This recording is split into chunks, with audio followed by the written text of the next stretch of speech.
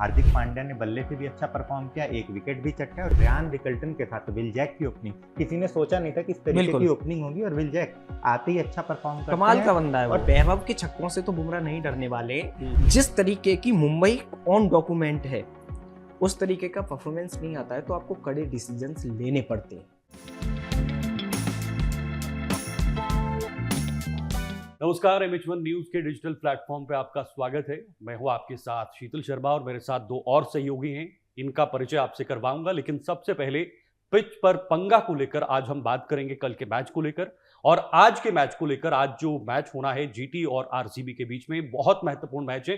हालांकि पूरा IPL का सिनेरियो अभी बहुत उस महत्वपूर्ण पॉइंट पर पहुंच चुका है जहां से यह तय कर पाना मुश्किल है कि टॉप 4 में कौन सी वो टीमें होंगी जो अपना दबदबा जमाएंगी और इस IPL में आखिरी तक जाएंगी। ये बहुत इंटरेस्टिंग है। लेकिन फिलहाल शुरुआत आज इस चर्चा की मैं करूंगा। शिवम जी हैं हमारे साथ, हमारे सहयोगी। इसके साथ साथ दिव्यांशु जी हमारे सहयोगी हैं, स्पोर्ट्स में काफी रुचि है और काफी बेहतर तरीके से विश्लेषण करते हुए आप देखते हुए हमारे साथ लगातार हम ये शो चलाते हैं। शिवम जी, शुरुआत आपसे। कल का मैच आपने देखा होगा। हाँ। बहुत ही जबरदस्त मैच और बिल्कुल देखिए, बहुत कम ऐसे देखने को मिलता है जब इतना बड़ा स्कोर होता है उसे चेज कर पाना, लेकिन कल हो गया।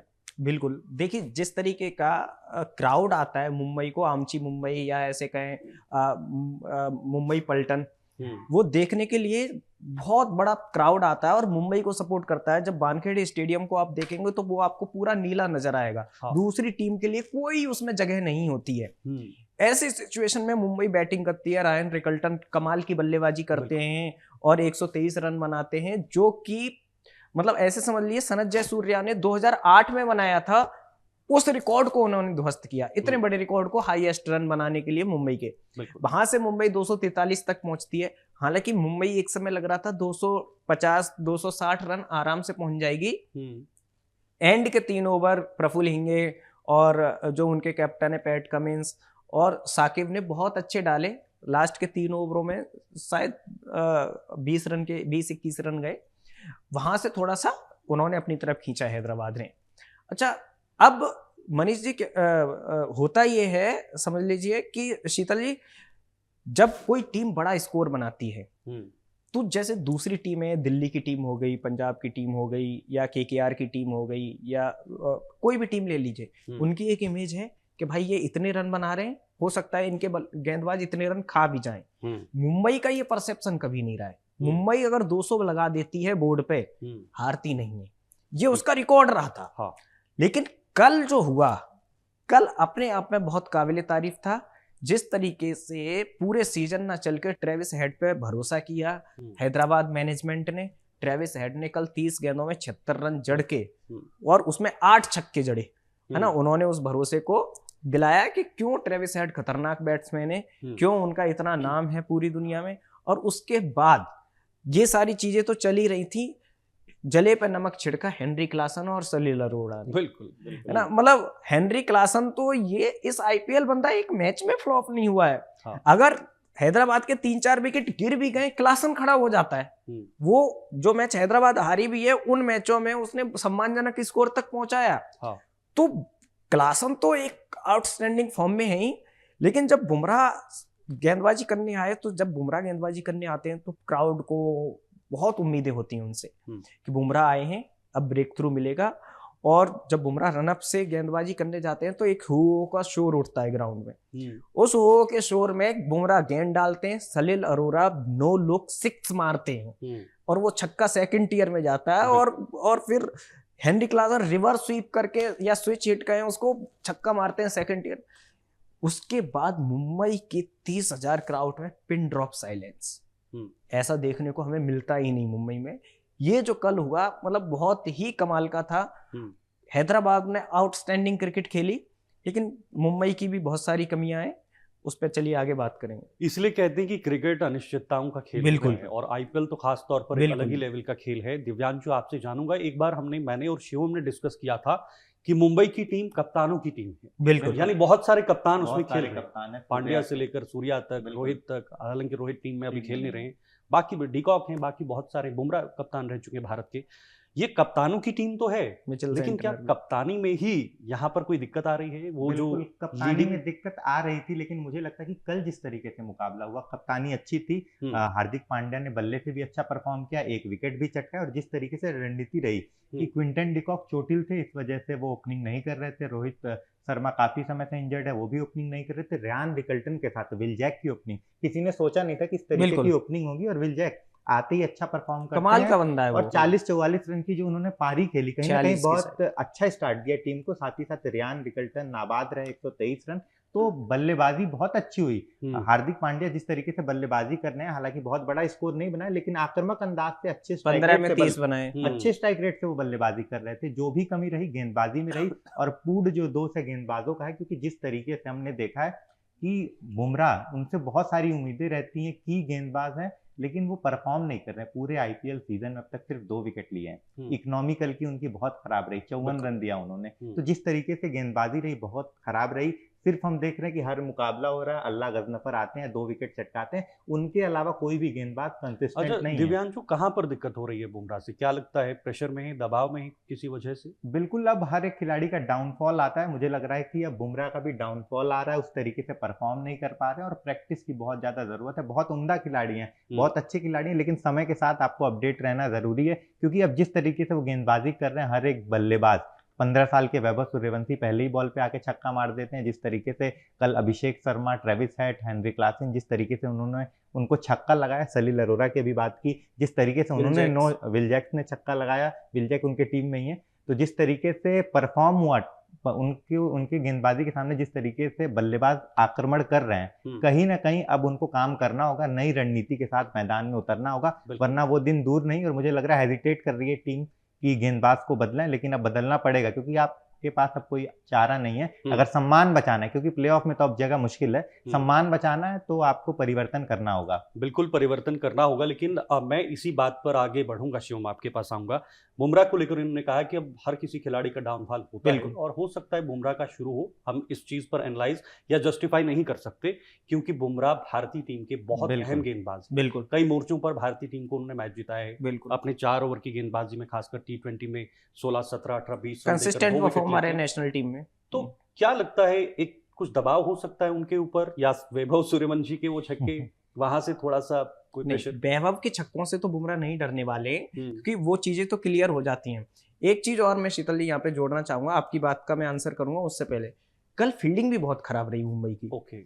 कल 3 कैच छोड़े गए बहुत शुरुआत में ही। आप ऐसे सोचिए, ट्रेविस हेड जैसे बल्लेबाज के आप 3-3 कैच ड्रॉप कर देंगे फील्ड पे, तो वो बंदा ऐसा है कि इंडिया ने कैच छोड़ने की गलती की थी। इंडिया उनसे WTC चैंपियनशिप हार गई। इंडिया ने कैच छोड़ने की गलती की वर्ल्ड कप में, है ना। रोहित शर्मा वो टफ चांस पकड़ नहीं पाए, वो ऐसा चांस था कि फंस जाता तो फंस जाता। उसके बाद इंडिया वर्ल्ड कप हार गई फाइनल। तो वो ऐसा बल्लेबाज है, वो पागलों की तरह खेलता, वो सोचता ही नहीं है कि पिछली गेंद पे कैच छूटा है, उसको अगली गेंद पे मारना है तो मारना है। मुंबई ने वो एक खराब शुरुआत मुंबई की वहीं से हो गई। दूसरी चीज, मुंबई बड़े नामों को बैक कर रही है। देखा जाए तो हार्दिक पांड्या का इस मैच में भी अगर 15 में 31 हटा दे तो पिछले मैचों में कोई परफॉर्मेंस नहीं है। सूर्या का अब तक, कल के मैच को भी मैं इंक्लूड कर लूं, किसी मैच में कोई परफॉर्मेंस नहीं है। सूर्या 2 साल से आउट ऑफ फॉर्म। कल 5 बॉल पे 5 रन। कल 5 बॉल में 5 रन। जिस तरीके की मुंबई ऑन डॉक्यूमेंट है, उस तरीके का परफॉर्मेंस नहीं आता है तो आपको कड़े डिसीजंस लेने पड़ते हैं, है ना। ये और बहुत सारी इमेजेस भी वायरल हो रही हैं कि रोहित शर्मा आंखों के सामने कैप करके बैठे हुए थे जब कल पिटाई हो रही थी मुंबई के गेंदबाजों की। तो वो एक कहावत है ना कि 6 बार का ट्रॉफी विनर 5 बार अपनी कप्तानी में मुंबई को जिताने वाला, मतलब मुंबई चा राजा अपना साम्राज्य गिरते हुए देख रहा है, उससे देखा नहीं जा रहा है कि ये क्या हो रहा है। मतलब अपने ही होम ग्राउंड में इस तरीके से मार, बैक टू बैक हार है वानखेड़े में। हाँ, मुंबई की चौथी लगातार हार है मुंबई की वानखेड़े में, उनके होम ग्राउंड में। ये बहुत बड़ा सेटबैक है। अब मुझे लगता है कि बहुत मुश्किल है मुंबई के लिए कमबैक। नहीं, अब तो पॉसिबल ही नहीं है। अब तो पॉसिबल ही नहीं है, बिल्कुल पॉसिबल नहीं। बिल्कुल, अब तो मुंबई को सारे के सारे मैच जीतने पड़ेंगे, उसके बाद भी नेट रन रेट फंसेगा, बहुत सारी चीजें। अब बहुत, क्योंकि अब तो पिक्चर क्लियर हो गया। आरसीबी और आरआर, और जिस तरीके से कल हैदराबाद का परफॉर्मेंस था, और उसके बाद हम बात पंजाब करेंगे टॉप में है ही हाँ, अपना। पंजाब टॉप में है। तो ये 4 खिलाड़ी, अब पिक्चर क्लियर है कि सारी ही टीम 12 पॉइंट पर, दिव्यांशु, 13 पंजाब की। आप थोड़ा सा मेरा प्रेशर थोड़ा ज्यादा कर रहे हैं, क्योंकि मैं सीएसके की तरफ देख रहा हूँ पर्सनली। मैं सीएसके का फैन हूँ और ये 6 पे है। क्या 5 और 6 के बीच लड़ाई है या 4-5-6? नहीं, CSK 5-6 कहीं का exist तो कर रहा है? वो आपस में लड़ाई करेंगे, लेकिन 1, 2, 3, 4 प्लेऑफ में जाएंगी और इन्हीं चारों टीमों में से कोई टीम फाइनल में 2 टीमें जाएंगी। अभी तो क्योंकि वैसे अब 5 से 10 तक का कोई 12 पॉइंट हो गया ना, 1, 2, 3, 4 का, तो कहीं ना कहीं एक मैचेस के बाद उनका रास्ता क्लियर हो उनका जाएगा। रास्ता जिसके भी लगभग 14 या लगभग 16 पॉइंट होते हैं उसका फाइनल तय लगभग माना क्लियर जाता हो है। जाता है, बिल्कुल। और बहुत ऐसा मुश्किल। नहीं हो सकता कि 5 टीमों के या 6 टीमों के 16 या 20 पॉइंट या 18 पॉइंट हो हो ही जाएं, सकता। हो ही नहीं सकते। वो मिक्सचर बनेगा नहीं। हाँ। अच्छा, आज के मैच की बात करेंगे। आज का मैच जीटी और आरसीबी के बीच है। बिल्कुल। जाहिर सी बात है, बहुत इंपॉर्टेंट है, और जीटी 5 पे है, आरसीबी 2 पे है। हम्म, अगर यहाँ से जीटी जीतता है तो एक थोड़ा सा उनको भरोसा मिलेगा, बिल्कुल ऊपर पुश जाने की मिलेगा। तरफ। पुश तो मिलेगा, लेकिन जीटी के साथ ये है कि उनका रन रेट माइनस में चल रहा है, तो उनको जीत से सिर्फ काम नहीं चलेगा, एक बड़ी जीत चाहिए, उनको एक बड़ी बड़े जीत चाहिए। लंबी जीत चाहिए कि आप कम से कम 70-80 रन से जीत रहे हैं या 7-8 विकेट से जीत रहे हैं, जो कि बहुत मुश्किल बात है। बिल्कुल। जीटी के साथ प्रॉब्लम ये है शीतल जी कि जीटी को आप 200, 250 या 250 लगा दो बोर्ड पे, जीटी बहुत मुश्किल 200 तक तो अचीव कर भी सकती है। अगर उनके सामने 250 है, वो नहीं कर पा, उनके पास वैसी पहले ही। आक्रामक क्षमता ही नहीं है। और उनका सबसे फ्रॉड बैट्समैन है शाहरुख खान, है ना। मुझे नहीं पता टीमें, कोई टीम उसको 9 करोड़ देती है, कोई 7 करोड़ देती है, कोई 22 करोड़ देती है, वो बंदा 300 रन भी इस पूरे सीजन में नहीं बनाता, है ना। पंजाब ने भी उसको 2 सीजन 9-9 करोड़ रुपए दिए। डोंट नो क्यों उनको इतना हाई रेट किया और जाता राहुल है। तेवतिया का भी इस सीजन और फॉर्म नहीं दिख रहा है। राहुल तेवतिया तो चलो पास्ट में अच्छा करते आए, बिल्कुल। इस सीजन उनका फॉर्म नहीं है। लेकिन जब आपके मेन हिटर होते हैं जिन पे आपने तगड़ा इन्वेस्टमेंट किया और वो फॉर्म में ना हो, तो ये बहुत खराब बात है। और शाहरुख खान पे भरोसा करके जीटी ने डेविड मिलर को ड्रॉप किया था। और सोचिए, डेविड मिलर, अगर दिल्ली में से डेविड मिलर को निकाल दो, शायद आधी टीम को आपने निकाल दिया, ऐसी स्थिति हो जाए। तो प्रॉब्लम ये है जीटी की कि जीटी के पास बड़े हिटर नहीं है। प्रसिद्ध कृष्णा के अलावा दूसरा कोई गेंदबाजी ढंग से कर नहीं रहा है। हालांकि पिछले मैच में परफॉर्म किया है अफगानी स्पिनर, लेकिन प्रॉब्लम ये है कि जीटी के पास कोई ढंग का राशिद के अलावा स्पिनर भी नहीं है। और साई किशोर को वो खिला नहीं रहे, डोंट नो क्यों नहीं खिला रहे वो। तो उनकी प्रॉब्लम ये है कि उनके पास कोई तगड़ा स्पिनर नहीं है, स्पिन डिपार्टमेंट कमजोर है उनका।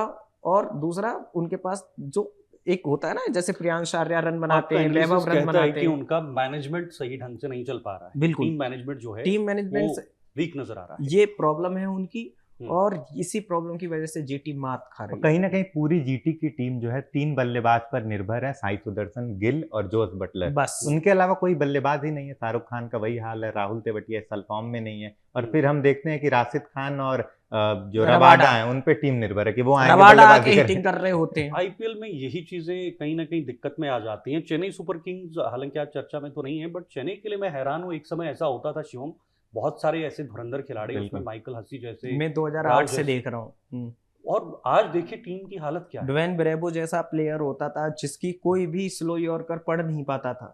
उनकी ब्रेवो की स्लोअर बॉल तो कभी कोई पढ़ ही नहीं पाया, है ना। ऐसे ऐसे प्लेयर चेन्नई ने दिए, मतलब परफॉर्मेंस के नाम पे। अभी तो चेन्नई सही से बैट भी नहीं कर रही है खिलाड़ियों पे। अब उन्होंने जैसे बहुत ज्यादा भरोसा जताया कार्तिक शर्मा पे, कार्तिक शर्मा लगातार खिलाया जा रहा है उन्हें और लगातार फेल हो रहे है ना। उन्होंने बहुत ज्यादा भरोसा जताया उनके गेंदबाजों पे, वो भी परफॉर्म नहीं कर रहे हैं। तो जब आपके कप्तान का रोल भी अच्छा नहीं होना, बल्लेबाजी में कुछ अच्छा कर रहे हैं ना, रणनीति अच्छी है उनकी। डोमेस्टिक सीजन बहुत अच्छा रहा ऋतुराज गायकवाड़ का, लेकिन वो कप्तानी और वो कॉन्फिडेंस बल्लेबाजी में है ही नहीं उनके। तो अकेले संजू सैमसन कब तक लड़ाई लड़ते रहेंगे। जितनी भी मैच सीएसके ने जीती है, सारा योगदान संजू का है। उनकी सेंचुरी आई, उनकी 70-80 रन आए, टीम जीत गई। बिल्कुल। और आपके पास कोई ऐसा ठोस विकल्प भी नहीं है, अनकैप्ड हैं सारे। कैप्ड कोई ऐसे प्लेयर हैं नहीं जो जिन्हें आप खिला रहे हैं चेन्नई में। अच्छा, आरसीबी को लेकर चर्चा करनी है क्योंकि आज का मैच, उनके पास ट्रिस्टन स्टब्स हैं, विदेशी खिलाड़ी हैं, कोई देशी खिलाड़ी तो उन्हें मिडिल ऑर्डर में उन्हें देना चाहिए मौका। भारत का कोई ऐसा खिलाड़ी नहीं है जो चेन्नई में डिवाल्ड ब्रेविस है उनके पास। तो डिवॉल्ट ब्रेविस को अगर वो मौका दें, हर मैच में उन्हें मौका नहीं देते हैं, 2 मैच में मौका मिला, अच्छा दोनों में उन्होंने अच्छा किया। चेन्नई का मैनेजमेंट भी पता नहीं क्यों, मतलब वो सोच के बैठे हैं इस सीजन तो हमें एक्सपेरिमेंट ही करना है बस, धोनी को बाहर बिठाना है फिलहाल। बिल्कुल। अच्छा चलो, अच्छा, आरसीबी धोनी का भी एक क्लियर अपडेट नहीं है हाँ। कि धोनी ने संन्यास ले लिया है, अब आप मौका देंगे या नहीं देंगे। मुझे कहीं ना कहीं ये लगता है कि धोनी अब नहीं आएंगे। वो एक फैन बेस को साधने की कोशिश है कि धोनी का अगर हमने अपडेट दे दिया तो भाई फैन बेस हमें सपोर्ट करना, सर्वाइवल है टीम का। हाँ, क्योंकि बाकी टीमें अपडेट देती हैं, कल आए कि क्विंटन डिकॉक इंजर्ड है, नहीं खेलेंगे, रोहित शर्मा अभी 1-2 मैचेस और लगेंगे, क्लियर हर टीम पिक्चर अपडेट होती है देती उनकी, है ना। और धोनी कोई छोटे मोटे खिलाड़ी नहीं है, हम्म। तो डोंट नो क्यों चेन्नई का मैनेजमेंट इस पे कुछ अपडेट नहीं दे रहा। मुझे लगता है कि वो फैन बेस को नाराज ना करते। हालांकि मैच वो ग्राउंड पे दिखते हैं प्रैक्टिस मैचेस में, बहुत सारे वीडियोस आते हैं जिसमें वो ग्राउंड पे दिखते हैं, लेकिन कारण क्या है, बात वही आती है कि फैन बेस का वो सर्वाइवल है। दिल्ली सुपर किंग्स का आरसीबी बहुत उभरी है पिछले कुछ सीजन में, और पिछला सीजन जीता भी। कॉन्फिडेंस लेवल कहाँ पर है आरसीबी? उनका आसमान पे है, टॉप लेवल पे है। सबसे बड़ी चीज क्या है, आरसीबी के पास विराट कोहली है। बिल्कुल। दिल्ली की सबसे बड़ी गलती क्या थी ना, कि आईपीएल ऑक्शन में विराट कोहली को ना खरीदना, नहीं तो जो कल्ट फॉलोइंग आज आरसीबी की है वो शायद दिल्ली की टीम की होती, है ना। और दिल्ली के कप्तान है, दिल्ली के रहने वाले विराट कोहली। बिल्कुल। आईपीएल ऑक्शन की जो सबसे बड़ी गलतियां मानी जाती हैं उसमें सबसे बड़ी गलती ये है कि दिल्ली ने कभी विराट कोहली पे दाव नहीं लगाया। वो उन्मुक्त चंद के साथ गए और उन्मुक्त चंद परफॉर्म नहीं कर पाए, क्योंकि उन्मुक्त वर्ल्ड कप विनर कप्तान थे अंडर 19। तो प्रॉब्लम ये हुई कि विराट कोहली पे उन्होंने बोली नहीं लगाई। तो आरसीबी, जब आपके पास एक ऐसा महान प्लेयर होता है जिसने हर फॉर्मेट में, हर जगह 18 गेंदों में 50 रन बनाने वाले मैचेस आपको इंटरनेशनल लेवल पे जिताए होते ना, तो सामने वाली टीम को वो जो मोटिवेशन मिलती है। आप ऐसे समझ लीजिए, मैंने अब तक जितने भी नए प्लेयर जो इस थ्रू आउट आईपीएल टीमों में आ रहे हैं उनको जाके देखा है, तो मैं देखता हूं कि अभी इसके सोशल मीडिया फॉलोअर कितने होंगे। जैसे प्रफुल्ल इंगे वगैरह, साकिब हसन, और कल सलील अरोड़ा आए थे तो उनके 45,000 थे, अभी देख रहा हूं तो बहुत ज्यादा हो गए। कहने का मतलब ये है कि बंदा कुछ भी याद ना रखे, लेकिन वो विराट कोहली से कम मिला था ये याद रखता है और अपनी प्रोफाइल पे डालता है, और जैसे ही विराट कोहली के साथ फोटो डालता है वो रातों रात वायरल हो जाता है। बिल्कुल। तो आरसीबी का खिलाड़ी हो ना हो, हाँ, वो किसी भी टीम का प्लेयर होगा, होड़ लगी होती है ग्राउंड पर कि हमें सेल्फी दे दीजिए, और एक प्लेयर होता है, वो कॉमन मैन नहीं है, वो ड्रेसिंग रूम में जाते, मुझे लगता है 10-15 मिनट डेली के, या डेली मतलब जब भी मैच होता है विराट कोहली के साथ में फोटो खिंचाते हुए निकलते होंगे। बिल्कुल। तो वो जो मोटिवेशन है वो कहाँ से कोई दूसरा लाएगा, वो है ही नहीं दूसरों के पास। और वर्ल्ड क्लास प्लेयर हैं। दूसरा क्या है, एक 5 सेकंड और चाहूंगा, दूसरा क्या है, भुवनेश्वर कुमार जो प्राइम फॉर्म में थे 2016 में, वैसी फॉर्म 2026 में लेके घूम रहे हैं। ये आरसीबी को इतना फायदा कर रहा है। का लास्ट मैच हम नहीं भूल सकते, 1.77 का रन रेट, टेस्ट क्रिकेट का रन रेट वो T20 मुकाबले में दे रहे हैं। 3 विकेट चटकाए थे और उनका रन रेट 1.77, मतलब वहां से ज्यादा डॉट बॉल वो इंटरनेशनल लिस्ट में क्रिकेट नहीं खेल रहे हैं, लेकिन तब भी देखिए, और उन्होंने कमाल की वापसी की है इस आईपीएल में। हो सकता है कि आगे मुझे नेशनल टीम में मौका मिले। चलो उम्मीद करते हैं। उनकी खासकर इन स्विंगिंग यॉर्कर देखेंगे उस दिन, भाई क्या गजब की गेंदबाजी की उन्होंने दिल्ली के खिलाफ।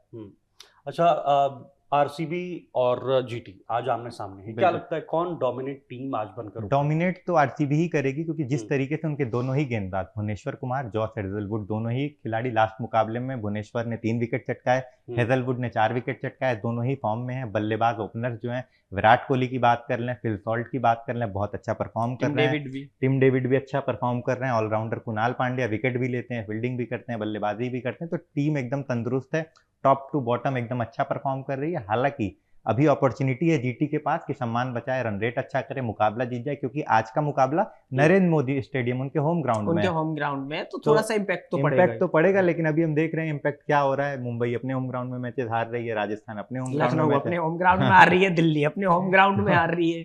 ये एक पैटर्न बना हुआ है इस आईपीएल में। तो उम्मीद करते हैं कि आज आरसीबी का पड़ रहा कहीं ना कहीं भारी आज। चलो देखा जाएगा आज शाम जब मैच शुरू होगा। बहुत बहुत शुक्रिया शिवम, दिव्यांशु आपका भी बहुत बहुत शुक्रिया, मेरे दोस्त सहयोगी थे। पिच पर पंगा पे आज फिलहाल हमने बात आज के मैच को लेकर, और साथ साथ जो कल का मैच हुआ था उसको लेकर भी एनालिसिस किया कि आखिर कौन खिलाड़ी इस वक्त फॉर्म में चल रहा है, कौन कहाँ पर खड़ा है, कौन सी टीम किस प्रकार से आगे बढ़ रही है। हालांकि जो पॉइंट्स टेबल है वो लगभग अब क्लियर नजर आ रहा है कि आखिर 4 जो बड़ी टीमें हैं वो कौन सी होने वाली हैं। आज का मैच महत्वपूर्ण है, देखना ना भूलिएगा। आज शाम 7:30 बजे मैच शुरू होगा। फिलहाल हमें दीजिए इजाजत, आप बने रहिए।